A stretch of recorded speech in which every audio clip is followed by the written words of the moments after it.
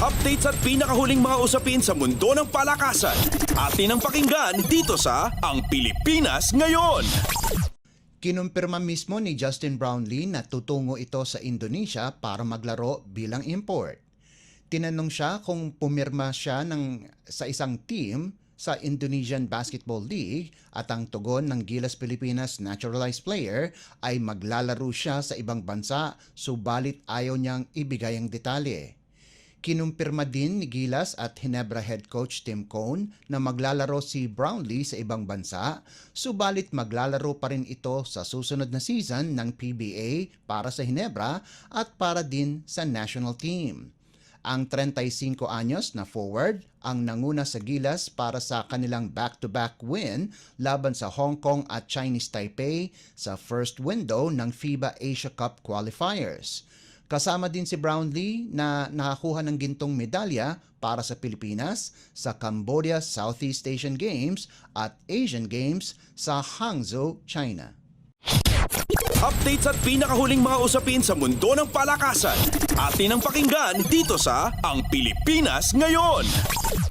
Ipinakita kung bakit naging kampyon ang UAAP at NCAA nitong nakaraang season, kung bakit sila naghari sa men's basketball tournament, kung saan dinominan nila ang kani-kanilang katunggali sa pagbubukas ng 2024 PBA D-League Aspirants Cup na ginanap sa Phil Oil Eco Oil Center sa San Juan. Kahit wala na si most valuable player Kevin Kembao, hindi nahirapan ang Eco Oil Lasal na talunin ang bagong koponan ng CCI Yangskivel 110-68. Mainit ang panimula ni Jonel Policarpio sa liga kung saan nagtapos siya ng may double-double na kinabibilangan ng 22 puntos, 10 rebounds at 7 assists sa loob lamang ng 21 minutong paglalaro. Nag-ambag naman sina Aaron Buensalida, EJ Goliena at CJ Austria sa nagawa nilang 16, 15 at 14 na puntos ayon sa pagkakasunod.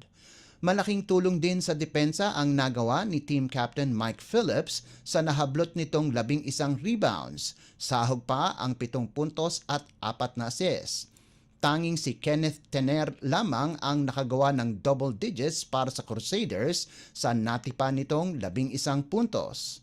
Sa unang laro, dinomina ng marinerong Pilipino San Beda ang Go Toraku St. Clair 92-59 para simulan ang kanilang kampanya sa liga.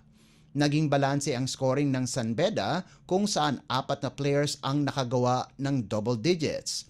Ang dating Far Eastern University player na si Brian Sahonia, Jomel Puno at team captain Yuken Andrada ay kapwa nakascore ng 12 puntos bawat isa, habang nakalikom si Emmanuel Tagle ng 11 puntos. Nag-ambag naman ang NCAA Season 99 Finals Most Valuable Player na si James Payusing ng 8 puntos. Samantala, maganda naman ang ipinakita ni Babacar Indong para sa St. Clair, kung saan nagtapos ito ng may 14 na puntos at 12 rebounds. Updates at pinakahuling mga usapin sa mundo ng palakasan.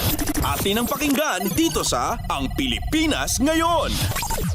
Ginulat ng Choco Mucho ang wala pang talong signal kung saan dinomina ng Flying Titans ang HD Spikers sa loob lamang ng 3 sets, 25-18, 25-20 at 25-21 sa pagpapatuloy ng 2024 Premier Volleyball League o PVL All-Filipino Conference.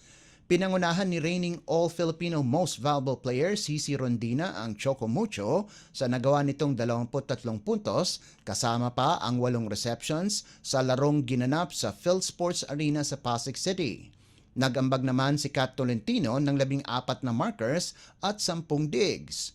Dahil sa panalo, tabla na ang Flying Titans sa defending champions, Creamline Cool Smashers, na may kaparehong 4-0 marka, habang naging 3-1 ang record ng HD Spikers.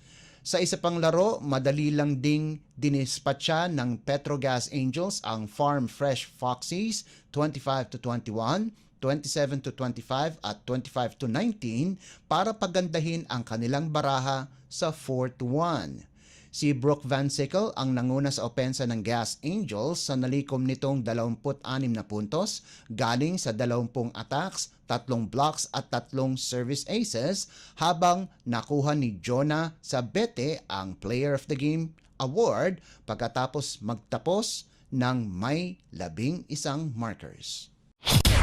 Updates at pinakahuling mga usapin sa mundo ng palakasan.